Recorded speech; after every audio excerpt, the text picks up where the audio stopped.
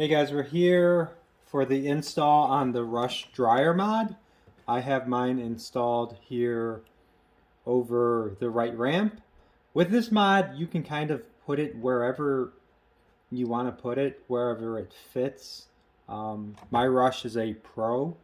There's a little bit more room on my Rush to kind of work in these kinds of different mods. Not saying that the LE or the Pro can't accommodate the dryer or even the hen house that will be coming soon.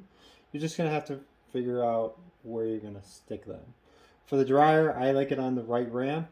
You can put it up here on the top plastic. On the Pro, you could put it back here. You can actually remove the air guard plastic that goes here, and you have all this space to install the dryer. It does fit there. So there's a couple. You can actually even stick it back in this right hand corner if you choose. But there's lots of mounting options for this.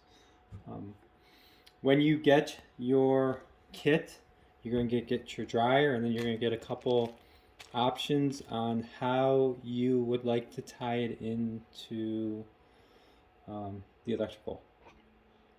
So right now my mod is tied into the spinner slash flasher. That's why it's not constantly on and not constantly rotating.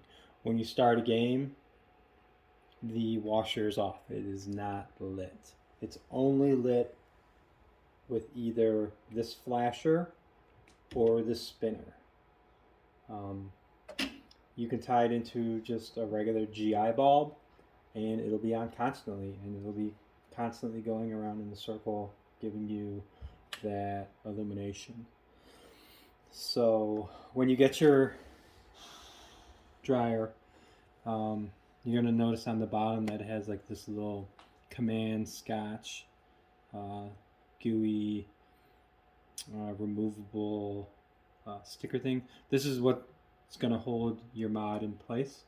So you're going to remove the film, and wherever you're mounting it, if you're mounting it here, up here, just make sure you wipe down the plastic with a nice microfiber towel, so you're try and get any of that metal shavings that come off of the metal dust that basically that populates inside the pinball cabinet or on top of the playfield and stuff like that. We just want a clean surface so we can get a good adhesion. So I have mine mounted here, and basically what I did was I mounted it up on top with the sticker, and then I kind of fed the wire back through here to the back side of the cabinet. And I'm going to show you where that's going to come out on the bottom side, and then our different options for tying it into making it light up. Alright guys, we're back. So our playfield's up. We obviously removed our balls before we went vertical, so we don't have balls crashing all over the place. And then this is our wire that came out from the washer, and obviously if you mount it there, that's where it's going to come out. If you mount it somewhere else, kind of just like look for an opening where we can feed the wire down through, and then I'm going to show you how to tie in. So in your little support bag, you're going to have these two options. I didn't include a GI bulb on this one because I felt that everyone was going to kind of tie into the flasher, but if you weren't going to tie into the flasher, I gave you the option to kind of pigtail off of one of these GI bulbs. And if you're going to use this option, you just have to slide these black sleeves down off of the GI bulb, and then clamp with your alligator clips, one on each side, and then basically you're going to plug into that. This, if you're going to mount the washer on the right ramp, it would be a lot easier just to tie into one of the bulbs on the backboard because they're super visible. They're easy to get to. You're not really stretching the wire too much to get to a location like this or even here. So that would be standard GI tie-in. But I think the common route that people are going to go is going to tie in to the spinner flasher next to that right ramp. And if you look here, we have this board here, and we have this flasher hole, and then right next to it is going to be, this is going to be the flasher spinner tie-in. You're going to take your harness that came with your kit, basically unplug this and kind of plug this in here, plug that in there, and then this is just going to go into here, and then I'm going to pull the playfield down here and show you that the washer's going to, or washer, I keep calling it a washer, guys. I know it's a dryer, but as you can see, like, our dryer's tied in.